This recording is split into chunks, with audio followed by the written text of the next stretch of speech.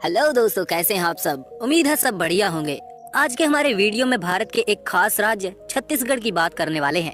प्राकृतिक सुंदरता, संस्कृति और पारंपरिक इतिहास के लिए प्रसिद्ध छत्तीसगढ़ राज्य मध्य भारत के क्षेत्र में मौजूद राज्य है।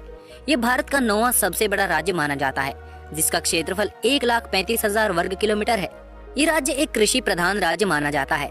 यहाँ के करीब 35% भूमि पर खेती की जाती है। छत्तीसगढ़ के पूर्व में झारखंड और ओडिशा, पश्चिम में मध्य प्रदेश और महाराष्ट्र मौजूद हैं। छत्तीसगढ़ के नॉर्थ में उत्तर प्रदेश और दक्षिण में आंध्र प्रदेश आते हैं।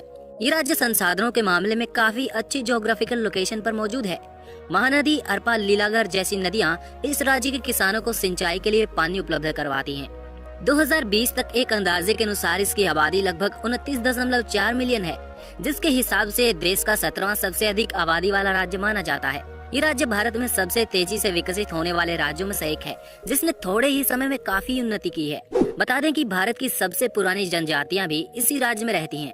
उनमें से कुछ जनजातियां तो लगभग 10,000 साल से भी ज्यादा समय से इस राज्य का हिस्सा बनी हुई हैं। स्थानीय और जनजातीय लोगों की संस्कृति, कला और धर्म का मिश्रण छत्तीसगढ़ और भारत की सबसे पुरानी संस्कृतियों में से एक को प्रदर्शित करता है। छत्तीसगढ़ राज्य का पूर्वी भाग उड़िया संस्कृति से प्रभावित इलाका है।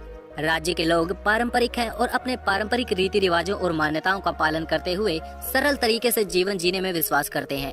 1 नवंबर 2000 को भारत के 26वें राज्य के रूप में छत्तीसगढ़ की स्थापना 16 जिलों को मिलाकर की गई थी, लेकिन आज के समय इस राज्य में लगभग 28 जिले हैं। क्षेत्रफल की दृष्टि से छत्तीसगढ़ का सबसे बड़ा जिला रायपुर है। छत्तीसगढ़ भारत के खनिज समृद्ध राज्यों में से एक है, जहां पर चूना पत्थर, लोहा, अयस्क, तांबा, फॉस्फेट, मैंगनीज जैसे खजाने भरपूर मात्रा में अवेलेबल हैं। छत्तीसगढ़ में लगभग 52.5 करोड़ टन डोलामाइट और 2700 करोड़ टन 3 अयस्क भंडार मौजूद हैं, जो पूरे देश के कुल भंडार का 24% है। यहाँ 7.3 करोड़ टन का बॉक्साइड और कोयले का 2690 करोड़ टन का भंडार भी मौजूद है, जिस वजह से ये राज्य भारत के कोल रिजर्व्स के मामले में तीसरे नंबर पर आता है। छत्तीसगढ़ एक ऐसा राज्य है जो अपनी जरूरत से ज्यादा उत्पादन करता है। छत्तीसगढ़ के कोरबा में 3 थर्मल पावर प्लांट मौजूद हैं, एक औद्योगिक क्षेत्र और कई विकासशील औद्योगिक नगर वाले छत्तीसगढ़ का आर्थिक परिवेश आधुनिक है। भिलाई, बिलासपुर, रायपुर और रायगढ़ राज्य के मुख्य शहरों में से हैं।